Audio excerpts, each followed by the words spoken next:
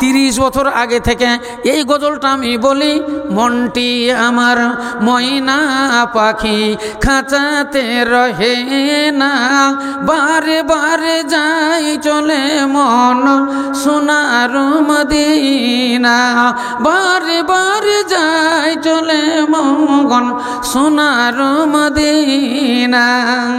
ওই সোনার মদিনা দেখে এলাম। সোনার মদিনা তো আসলেই সোনার মদিনা। আপনাকে আগেই বললাম, রিয়াদুল জান্নাতে যতগুলো ঝাঁকা আছে সব ঝাঁকাগুলো সোনার।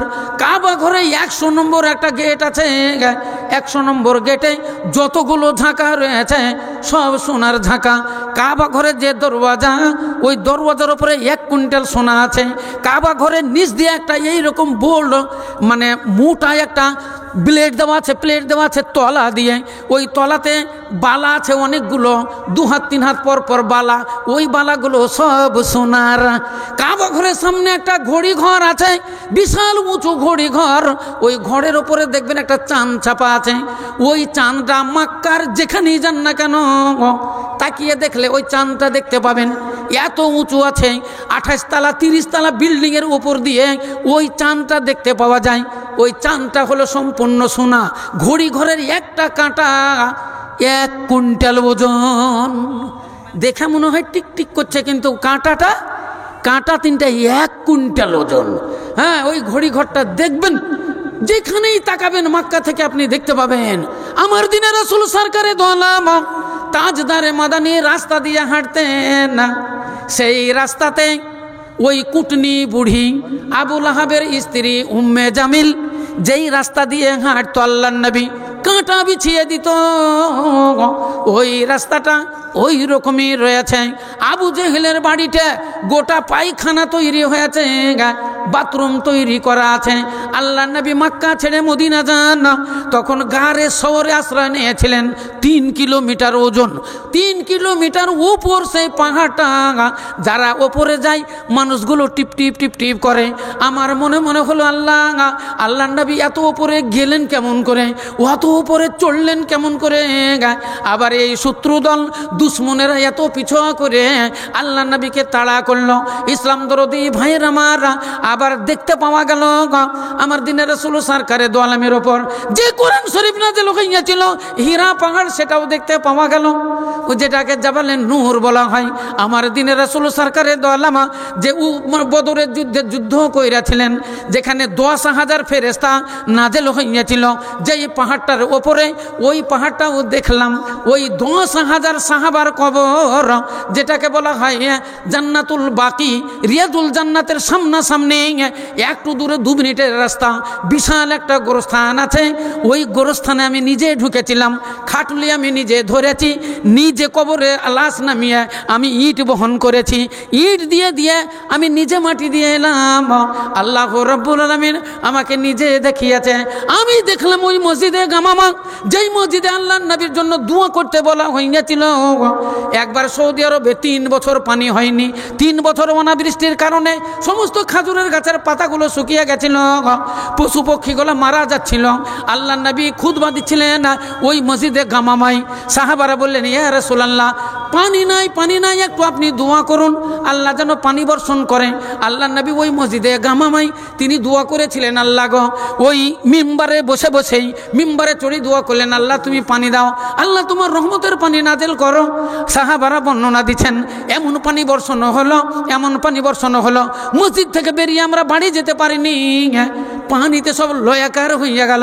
জোরে সোরে বলেন একবার সুবহানাল্লাহ। ওই মসজিদটাও দেখে এলাম। মক্কা থেকে তায়েব শহর 150 কিলোমিটার রাস্তা। তায়েব শহরে গেলাম, যেই তায়েব বাসী আল্লাহর নবীর উপরে পাথর মেরেছিল, আল্লাহর নবীকে পাথরের আঘাতে লুহুলহান কইরা দিয়েছিল। আল্লাহর নবী বেহুশ হয়ে যেই আঙ্গুরের বাগানে পড়েছিলেন, ওই আঙ্গুরের বাগানটা ওই রকমই পড়ে আছে। এখন পর্যন্ত সরকার ওতে বিল্ডিংয়ে বানায়নি, আঙ্গুরের বাগান ওই রকমই আছে।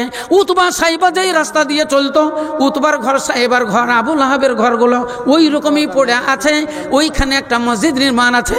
আল্লাহ নবী যখন বেহুশ হয়ে পড়েন ওই আঙ্গুরের বাগানে আব্দুল্লাহ বিন আব্বাস বলে একজন সাহাবা আল্লাহ নবীকে ঘাড়ে তুলে নিয়েছিলেন। ঘাড়ে তুলে নিয়ে খানিক দূর নিয়ে গিয়ে ওইখান করে রেখে রস চিপে চিপে, আঙ্গুরের রস চিপে চিপে নবীকে আমার খাইয়েছিলেন এবং পানি মুখে দিয়েছিলেন।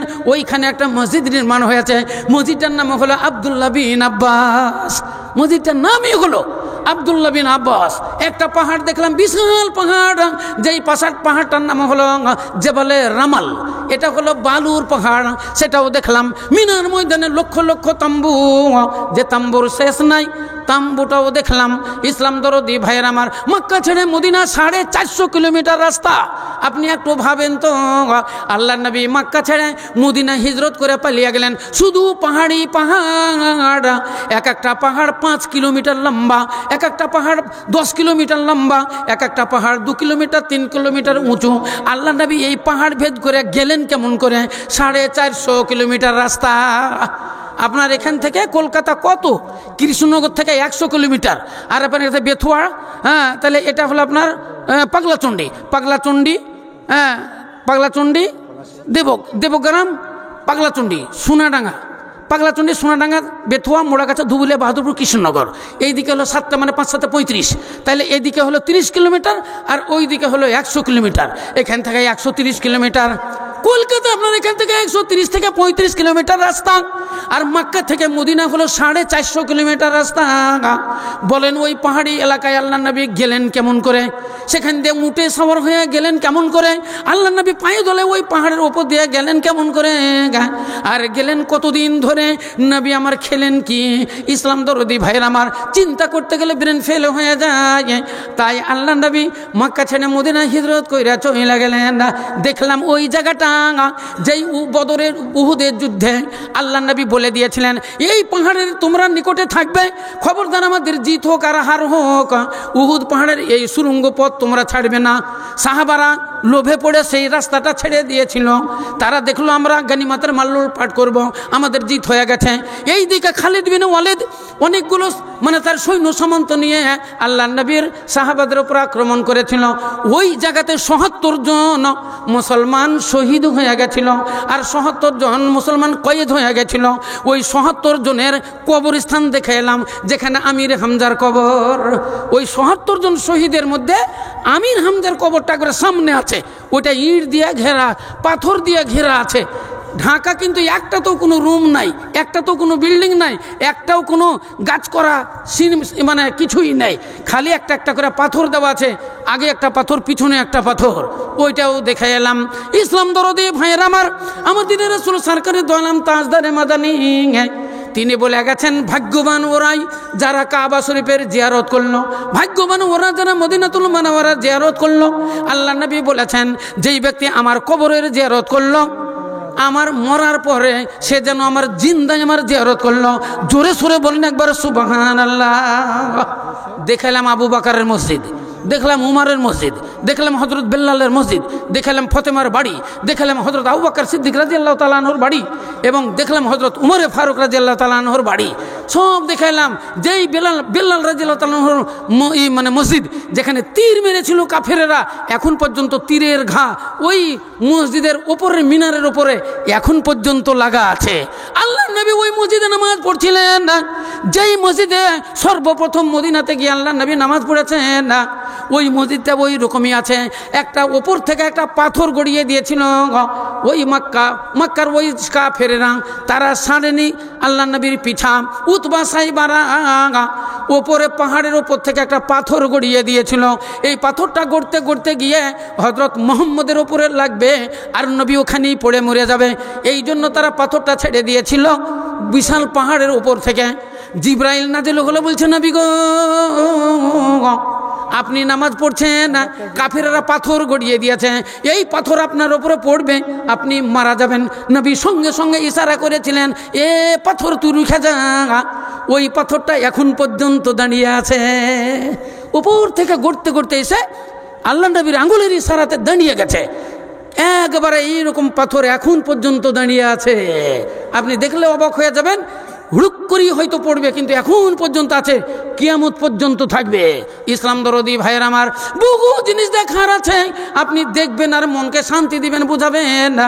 হাই আল্লাহ নবী কত কষ্ট করে আমাদের কাছে ইসলাম ধর্ম প্রচার করেছেন, ইসলামের বাণী আল্লাহ নবী আমাদের পর্যন্ত নিয়ে এসেছেন, পেটে পাথর বেঁধে রেখেছেন। আল্লাহ কত দিয়েছে ধন সম্পদ, দেখেন কত ভালো আছেন আপনারা। মির্জাপুর গ্রাম আমি আজকে 20 বছর আগে এসেছি, এই রাস্তা দিয়ে হাঁটে কে গো? আল্লাহ আকবার, ওই মেয়ে আপনাদের ওই পলাশ এর উপর দিয়ে, ফারাসের উপর দিয়ে ধোঁয়া পড়া যায় কে?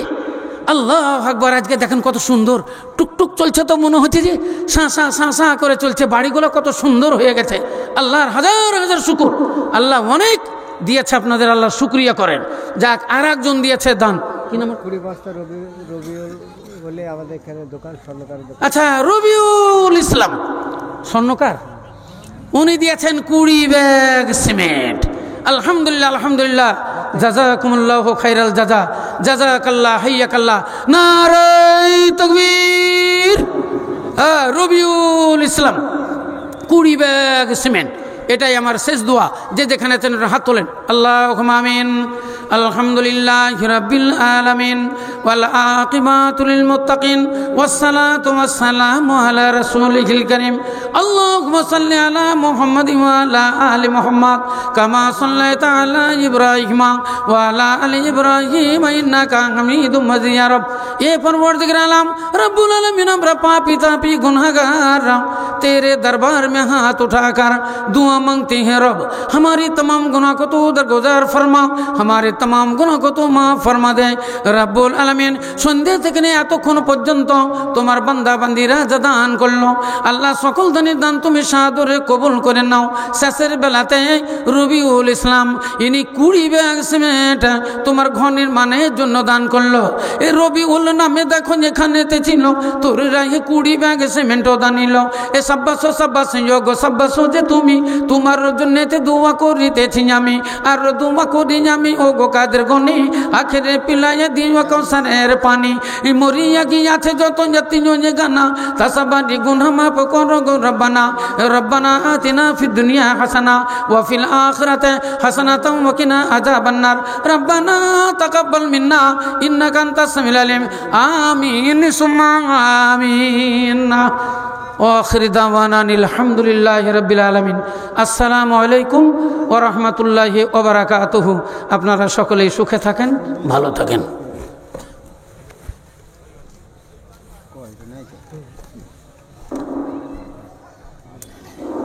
দিল আকসাল্লাযী বারাকনা হাওলাহু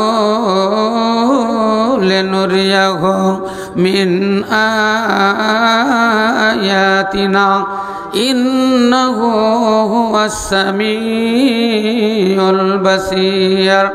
وقال الله تبارك وتعالى في موضع آخر: مثل الذين ينفقون أموالهم في سبيل الله كمثل حبة أنبتت 7 سنابل في كل سنبلة 100 حبة والله يضاعف لمن يشاء والله واسع عليم।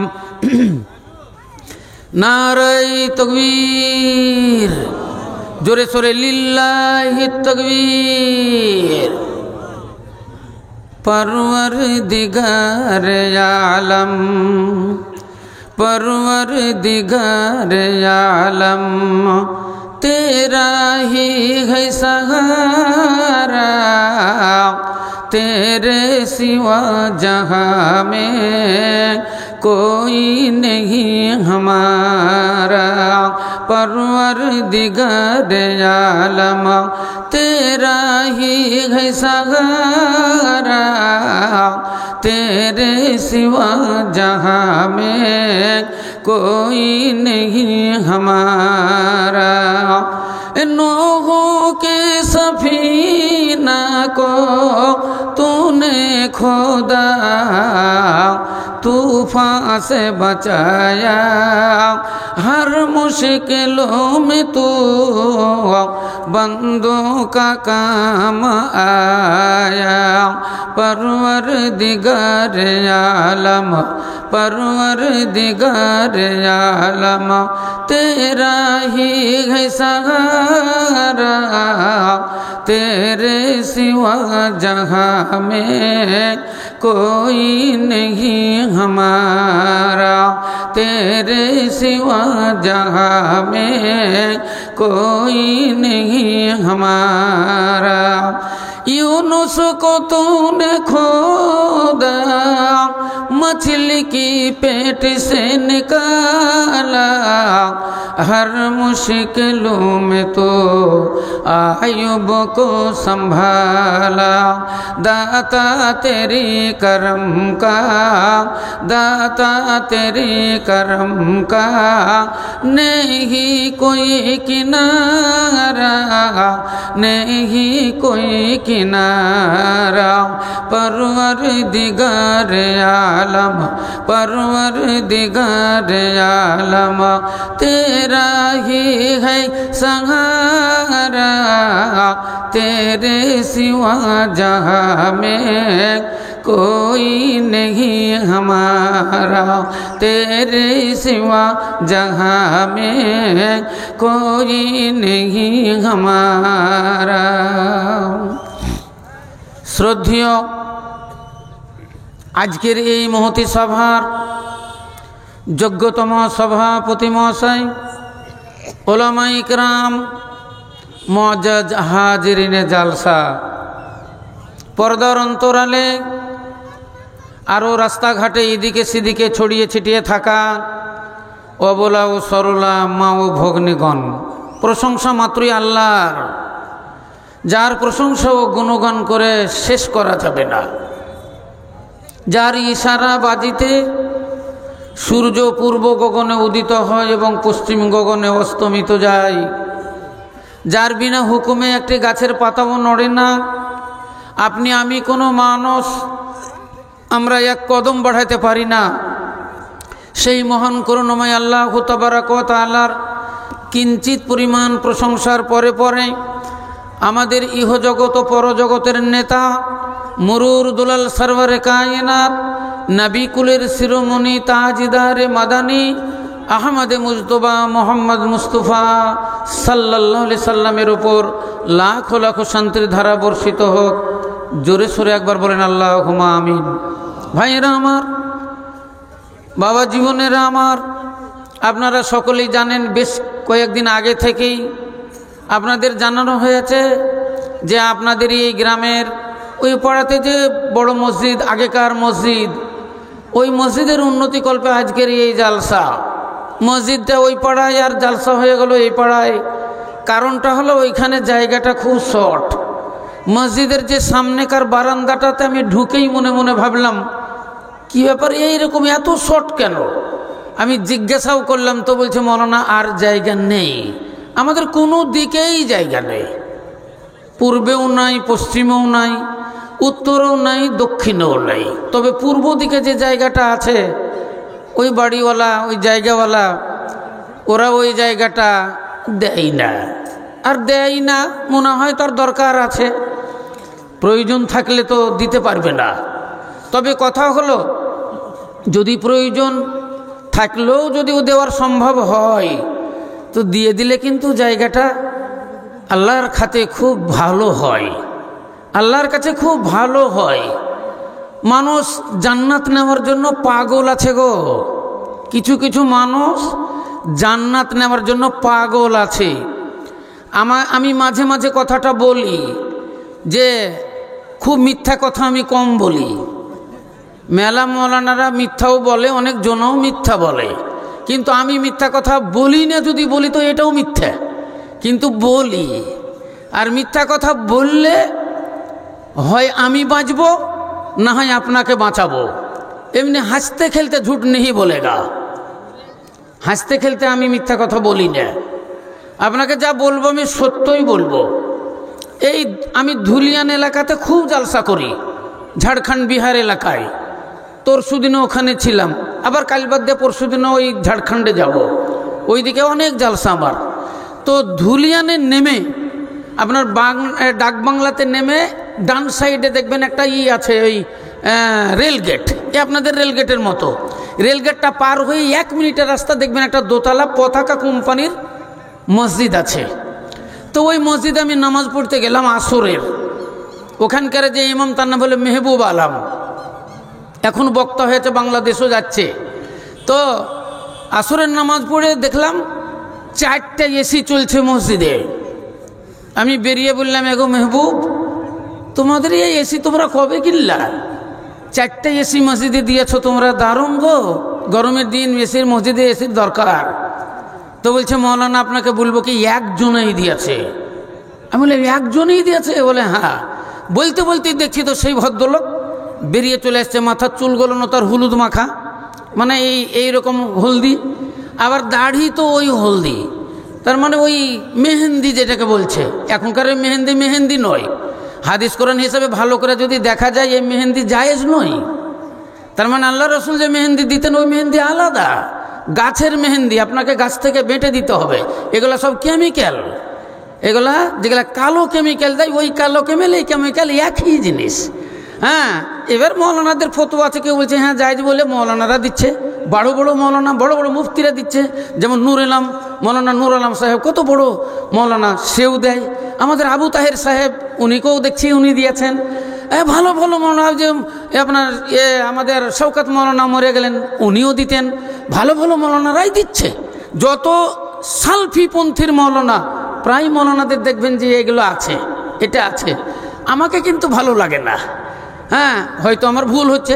তো যাক, কথা হলো এই যে ওই দেখছি তো মেহেন্দি দিয়েও বেরিয়েছে, দাড়িগুলো বেশ বড় বড় মেহেন্দি, আপনার চুলও মেহেন্দি।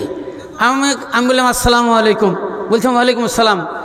তো ওই মেহবুব বলছে মৌলানা দেখেন এই লোকটা দিয়েছে, এই লোকটা। আমি সালাম করে বললাম ভাই কেমন আছেন? বলছে আলহামদুলিল্লাহ খুব ভালো আছি। আমি বললাম যে শুনলাম নাকি এই এসিগুলো আপনি একাই দিয়েছেন?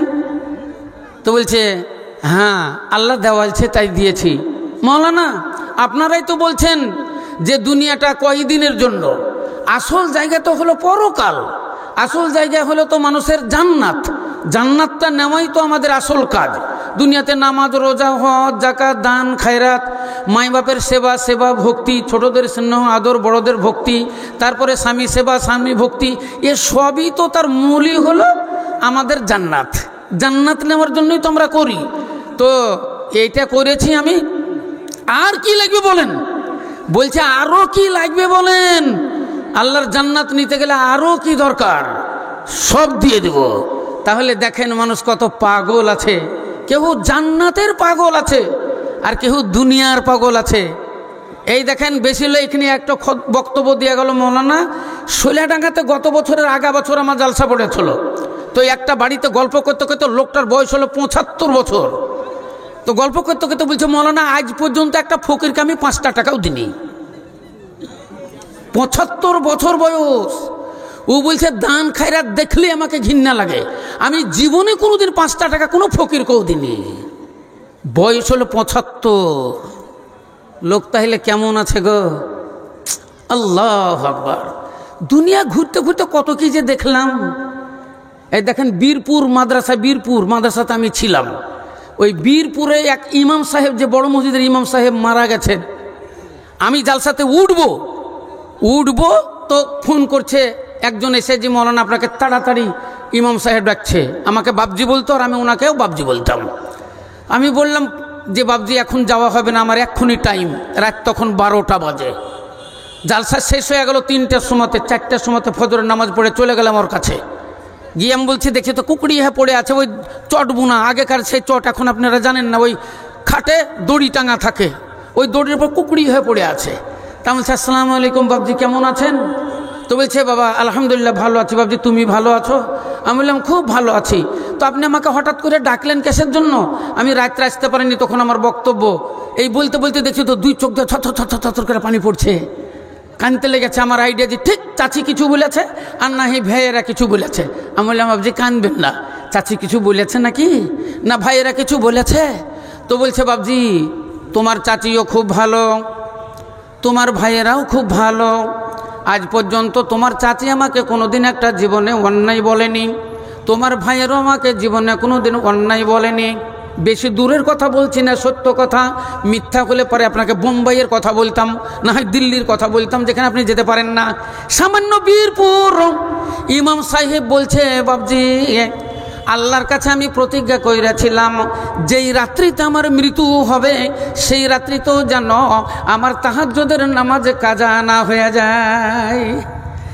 যেই রাত্রিতে আমার মৃত্যু হবে সেই রাত্রিতেও যেন আমার তাহাজ্জুদের নামাজটা কাজা না হয়ে যায়। আল্লাহর এই রমজান মাহিনাতে আমার ওই প্রতিজ্ঞাটা, অঙ্গীকারটা ভঙ্গ হয়ে গেছে। এই একটা রাত আমি চেতন পাইনি, শরীর খারাপের কারণে আমার তাহাজ্জুদের নামাজটা কাজা হয়ে গেছে 40 বছর পর। নারায়ে তাকবীর! 40 বছর পর, মানে 40 বছরের তাহাজ্জুদ গুজার মানুষ 40 বছর বয়স পর্যন্ত এক ওয়াক্ত নামাজ তো দূরের কথা, তাহাজ্জুদের নামাজ তার কাজা নাই। বলছে এক ওয়াক্ত তাহাজ্জুদের নামাজ আমার ছুটে গেছে, আল্লাহ তাআলা কি আমাকে ক্ষমা করবে? আল্লাহর কাছে একটু দোয়া করো যেন আল্লাহ আমাকে ক্ষমা কইরা দেয়। তাহলে দেখেন দুনিয়াটা কেমন। একজনে বলছে, মৌলানা এই 4টা এসি মানে কি বলেন জান্নাত নেওয়ার জন্য, আর কটা এসির দরকার? আর একজন বলছে, মৌলানা কি বলবো, আমার 70-75 বছর বয়স, আজ পর্যন্ত ফকিরকে 5টা টাকাও দান করি নাই। আর একজনের খবর আপনাকে দিলাম, 40 বছর যার তাহাজ্জুদের নামাজ কাজা নাই, এক ওয়াক্ত নামাজ কাজা হয়ে যাওয়ার কারণে কেঁদে ব্যাকুল হয়ে যাচ্ছে, কেঁদে পাগল হয়ে যাচ্ছে।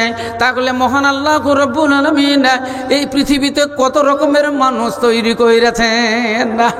আল্লাহ দুনিয়াতে কত রকমের মানুষ তৈরি করেছে আল্লাহ তাবারক ওয়া তাআলা তিনিই জানেন, মানুষ জানে না। ইসলাম দরদি ভাইয়ের আমার, মহান আল্লাহ রাব্বুল আলামিন বললেন, বান্দারে ওই নিরঞ্জন নিষ্ঠা বানে সৃষ্টি করিলে, ওই নিরঞ্জন নিষ্ঠা বানে সৃষ্টি করিলে, মানুষ ভাবো তাই দিলে, ওগো এক নিহারে কি ভাবেতে, ত্রিজগতে হাট বসালে, মানুষ ভাবো তাই দিলে। মহান আল্লাহ রাব্বুল আলামিন এই মানুষের জন্য আসমান তৈরি করলেন, আল্লাহ মানুষের জন্য জমিন তৈরি করলেন, চন্দ্র তৈরি করলেন, সূর্য তৈরি করলেন, গাছপালা, নদ নদী, পাহাড় পর্বত মহান আল্লাহ রাব্বুল আলামিন বানালেন। 18,000 মাখলুকাত তৈরি করলেন মহান আল্লাহ। আর মানব জাতিকে তৈরি করে আল্লাহ ভবের বাজার বসিয়ে দিলেন। আল্লাহ বললেন, কি বললেন কোরআন শরীফের মধ্যে, ওয়ামিন আয়াতিহি আন্না খালাকা লাকুম মিন আনফুসিকুম আজওয়াজান লিতাসকুনু ইলাইহা ওয়া জাআলা বাইনাকুম মাওয়াদ্দাতান ওয়া রাহমা ইন্না ফি যালিকা লাআয়াতিন লিকাউমিন ইয়াতাফাক্কারুন। আল্লাহ রাব্বুল আলামিন বলেন, আমার নিদর্শনের শেষ নাই। আসমানের দিকে তাকাও গো, আমার নিদর্শন তোমরা দেখতে পাবে। জমিনের দিকে তাকাও, আমার নিদর্শন তোমরা দেখতে পাবে। দুনিয়ার গাছপালাগুলোর দিকে দেখো, আমার নিদর্শন তোমরা দেখতে পাবে। পাখিগুলোর দিকে তাকাও, আমার নিদর্শন তোমরা দেখতে পাবে। ওয়ামিন আয়াতিহি আন খালাকা লাকুম মিন আনফুসিকুম আজওয়াজান। আর যদি তোমরা তাকাও তোমাদের তাখলিকের ভিতরে, আমি যে তোমাদেরকে সৃষ্টি করেছি এর ভিতরে আমার নিদর্শন রয়েছে। এবং শুধু তোমাকে এক জাতি করে আমি বানাই নাই, আমি মানব জাতি তৈরি করেছি। মানুষের মধ্যে আবার 2টো শ্রেণী আমি কইরা দিয়েছি, একটা হলো নর আর অপরটি হলো নারী। নর আর নারী দিয়ে আমি ভবের বাজার বসিয়েছি। সত্যিই গো, এই দুনিয়াটা ভবের বাজার। আল্লাহ নর নারী দিয়ে এই পৃথিবীটাকে সুন্দর বানিয়েছে আল্লাহ রাব্বুল আলামিন। 18,000 মাখলুকাত তৈরি করেছেন। যদি মানুষ না থাকে এর মানান নাই, এর মানান নাই। আল্লাহ তাআলা সমস্ত জিনিস তৈরি করার পর এই মানব জাতিকে তৈরি করে দুনিয়ার সৌন্দর্য নিয়ে এসেছেন। দুনিয়ার সৌন্দর্য নিয়ে এসেছেন আল্লাহ। এই মানব জাতিকে তৈরি করে। শুধু যদি পুরুষ জাতি আল্লাহ তৈরি করতেন, দুনিয়ার এত মানান হতো না, দুনিয়ার নিজাম চলতো না। শুধুই যদি নারী বানাতেন, তাহলে দুনিয়ার নিজাম বরবাদ হয়ে যেত। মহান আল্লাহ রাব্বুল আলামিন এই দুনিয়াকে আবাদ করার জন্য নর আর নারী দুটো জাতি আল্লাহ তৈরি করলেন। এই দুটো জাতি তৈরি করে আল্লাহ ভবের বাজার বসিয়ে দিলেন আর বললেন, ওয়ামা খালাকতুল জিন্না ওয়াল ইনসা ইল্লা লিয়াবুদুন, আমি মানুষ আর জিনকে সৃষ্টি করেছি একমাত্র আমার ইবাদত বন্দেগীর জন্য। যত যা বানালাম সব মানুষের জন্য বানালাম, আর মানুষকে আমি বানালাম আমার ইবাদত বন্দেগীর জন্য বানালাম। তাহলে দেখেন আল্লাহ বিশাল আসমান বানিয়েছেন, আসমানে আল্লাহ রাব্বুল আলামিন কোনো জিনিস চান না। আল্লাহ তাআলা জমিন তৈরি করেছেন, জমিনের আল্লাহ কোনো জিনিস চান না। আসমানে আল্লাহ চন্দ্র বানালেন, সূর্য বানালেন, তারকা আদি গাছপালা নদ নদী বানালেন। আল্লাহর এর সঙ্গে আল্লাহর কিছুই চাওয়া পাওয়া নাই। আল্লাহ রাব্বুল আলামিন মানুষকে তৈরি করে বলে দিলেন, ওয়ামা খালাকতুল জিন্না ওয়াল ইনসা ইল্লা লিয়াবুদুন, আমি মানুষ আর জিনকে তৈরি করলাম একমাত্র ইবাদত বন্দেগীর জন্য। আল্লাহু আকবার। আপনারা তো শুনলেন একটু আগে বুখারী শরীফের হাদিস, আল্লাহ রাব্বুল আলামিন বলেছেন তোমরা আমার সঙ্গে শিরিক করো না। আল্লাহ নবী বললেন তোমরা শিরিক করো না। কোরআন শরীফে মহান আল্লাহ রাব্বুল আলামিন বহু জায়গাতে বহু কথা বলেছেন। দুনিয়াতে যত জিনিস আল্লাহ সৃষ্টি করেছে আল্লাহর ইবাদত বন্দেগীর জন্য সবাই পাগল রয়েছে, শুধু মানুষ আল্লাহর ইবাদত বন্দেগী করে না। আস্তে আস্তে এরকম ডাউন হয়েছে কেন গো? মাইক মান ঠিক করো মাইকটা। তো আস্তে আল্লাহ রাব্বুল আলামিন তিনি বলছেন আমার কোনো জিনিস कोई किसी से हमको सरोकार नहीं है। আল্লাহ রাব্বুল আলামিনের দরবারে কারো সঙ্গে আল্লাহর কোনো সরকার নেই, একমাত্র মানুষের জন্য। আল্লাহ কাউকে জিজ্ঞাসা করবে না, আল্লাহ চন্দ্রকেও জিজ্ঞাসা করবে না, সূর্যকেও জিজ্ঞাসা করবে না, আল্লাহ গাছপালা নদ নদী পাহাড় পর্বতকে জিজ্ঞাসা করবে না, বড় বড় জানোয়ার মহিষকে আল্লাহ জিজ্ঞাসা করবে না, হাতিকে করবে না, আল্লাহ বড় বড় গন্ডাররা তাদেরকেও আল্লাহ জিজ্ঞাসা করবে না। আল্লাহ জিজ্ঞাসা করবে শুধু মানুষকে, বলো তোমরা আমার ইবাদত বন্দেগী কইরাছো কি না, আমার ইবাদত বন্দেগী তোমরা করলে কি না। আমি যে সব তোমাদের জন্য বানালাম, আমি তোমারই জন্য তৈরি করেছি আসমান, তোমারই জন্য তৈরি করেছি জমিন, তোমারই জন্য তৈরি করলাম সূর্য। যে সূর্যের আলো না হলে পৃথিবী অন্ধকার হইয়া যায়। সূর্যের আলো না পড়লে গাছপালার পাতা সবুজ থাকিবে না এবং কোনো ফসলও হবে না, কোনো গাছে ফল হবে না, ফুলও হবে না, এমনকি কোনো মবেশি জানোয়ার কোনো বাচ্চা জন্ম দিতে পারবে না, মেয়েরা গর্ভবতী হবে না, মেয়েদের পেটে বাচ্চাও আসবে না, এদের বাচ্চা বড়ও হবে না। তাহলে সূর্যের আলোতে শস্য শ্যামলা হয়, সূর্যের আলোতে গাছপালা বড় হয়, সূর্যের আলোতে ফসল পানি হয়, সূর্যের আলোতে দুনিয়ার যত জীবজন্তু বড় হয়, সূর্যের আলোতেই মেয়েরা গর্ভবতী হয়, সূর্যের আলোতেই মেয়েদের পেটে বাচ্চা হয়, আর সূর্যের আলোতেই এই বাচ্চা বড় হয়। ইসলাম দরদি ভাইয়ের আমার, একই রকম থেকে যাবে যদি সূর্যের আলো না পড়ে। আমরা সূর্যের আলোতেই বড় হয়, মায়ের পেটেও বড় হয়েছি, আবার জন্ম নেওয়ার পরও দেখুন কতটুকু হয়েছিলেন, 300 গ্রাম, কেউ 350 গ্রাম, কেউ 700 গ্রাম, কেউ 750 গ্রাম ওজন হয়েছেন। তারপরে আস্তে আস্তে দেখা গেল 6 মাস 9 মাসের মধ্যে আপনি 5 কেজি, 10 কেজি, 12 কেজি, 15 কেজি হইতে হইতে আপনার দেখেন বয়স হয়ে গেল, আপনি এত বড় হয়ে গেলেন, আপনি জুয়ানো হলেন, আস্তে আস্তে আপনি বুড়িয়া গেলেন। বুড়িয়া গিয়ে কখন আবার মারা যাবেন, কখন চলে যাবেন। এই দুনিয়াতে আমরা এসেছি থাকার জন্য নাই, আয়ে হ্যাঁ জানে কে লিয়ে। এই পৃথিবীতে এসেছি আমরা, এসেছি বড় অন্যায় করেছি, এসেছি বড় ভুল করেছি, কারণ এসেছি চলে যেতে হবে, এখানে থাকার জন্য কেউ বসে নাই। আল্লাহ রাব্বুল আলামিন বলেন, রে আমার বান্দারা, আমি তোমাদেরকে পাঠিয়ে দিয়েছি, তোমাদের নির্দিষ্ট সময় বেঁধে দিয়েছি, নির্দিষ্ট আল্লাহ সময় দিয়েছে। এই সময় আপনাকে চলে যেতে হবে, আপনি যাই করেন না কেন, কিন্তু কিছুই নিয়ে যেতে পারবেন না। আপনি এসেছেন খালি হাতে, আপনাকে যেতেই হবে খালি হাতে। ইসলাম দরদি ভাইয়ের আমার, কত লোক এলো আর কত চইলা গেল, ইসলাম দরদি বন্ধু একটু যদি খেয়াল করেন বুঝতে পারবেন না, মাটির দেহ মাটি হবে, কিসের কর বাসনা, জীবন প্রদীপ নিভিয়ে যাবে, আশা মিটবে না রে, আশা মিটবে না, জীবন প্রদীপ নিভিয়ে যাবে, আশা মিটবে না। আশা করে বাঁধলাম বাসা, সাধের বালু চরে,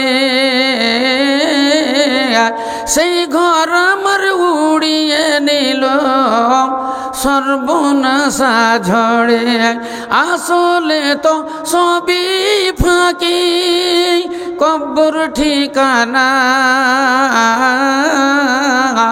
জীবন প্রদীপ নিভিয়ে যাবে, আশা মিটবে না রে, আশা মিটবে না। দুনিয়াতে আমরা এসেছি, কারো আশা পূরণ হইবে না, আশা থাকতে থাকতে আপনি চলে যাবেন না। মানুষ দুনিয়াতে আশাতেই বেঁচে আছে, যদি মানুষের আশা না থাকতো তাহলে মানুষ কবেই মরে যেত। আমাদের আশাতে আমরা বেঁচে আছি। আজকে একতলা হলো, কালকে দোতলা কেমন করে করব, আজকে 5 বিঘা জমি হলো, কাল 10 বিঘা কেমন করে হবে, ছেলেটা তো বিয়ে পড়ছে, এবার কেমন করে ওকে ডাক্তারি লাইনে দিব, মেয়েটা তো এবার মাধ্যমিক দিল, এইচএসের পর বিয়ে শাদি দিতে হবে, এর জন্য টাকা পয়সার জরুরত দরকার আছে, জমা করতে হবে। ব্যবসার পরে ব্যবসা, বাণিজ্যের পরে বাণিজ্য, এদেশ থেকে বিদেশ, এখান থেকে ওখানে, মাঠ থেকে ঘাট, কতই না দৌড়াদৌড়ি মানুষ করে, কতই না দৌড়াদৌড়ি মানুষ করে। ইসলাম দরদি ভাইরা মারা যেতে যেতে হঠাৎ করে দেখবে না মালিকুল মমত চলে আসে, আজরাইল যখন চলে আসে তখন তার জান কবজ হইয়া যায়। 3রা বছর একটা জালসা পড়লো সাহেব পাড়া, ওটা বোধহয় সাহেব পাড়ায় বলছে আপনার কৃষ্ণনগর ঢুকতে এইদিকে যে একটা বড় ব্রিজ আছে, ব্রিজের বাম সাইডে যে গ্রামটা আছে হানাফি এলাকা, ওই গ্রামে জালসা করে আমি বেরিয়ে আসলাম। সকালবেলাতে বেরিয়ে আসছি তো 5 মিনিট আগে একটা বিএসএফ, মানে ওই গ্রামেরই ও চাকরি করতো এতে কাশ্মীরে, সবেমাত্র বাড়ি ফিরে এসেছে 2 বছর পর, বোধহয় 5 দিন না কদিন বাড়িতে এসেছে, এসে কৃষ্ণনগর গিয়েছিল, আসতে গিয়ে অ্যাক্সিডেন্ট হয়ে একেবারে মেন রোডের ওপরে এরকম চিৎপাটাং হয়ে পড়ে আছে, হেলমেটটা দূরে পড়ে আছে, তার গাড়িটা দেখলাম দূরে ছিটকে চলে গেছে, প্যান্ট পরানো আছে, গায়ে জামাই আছে, একবারে মেন রোডের ওপরে চিৎপাটাং হয়ে পড়ে আছে, কে যে মেরে দিয়ে চলে গেছে। পরক্ষণে জানলাম সবেমাত্র 6 দিন না 7 দিন না বাড়িতে ফিরা হলো, বাড়ির বাজার করার জন্য কৃষ্ণনগর গিয়েছিল, আজ থেকে অ্যাক্সিডেন্ট হয়ে মারা গেছে।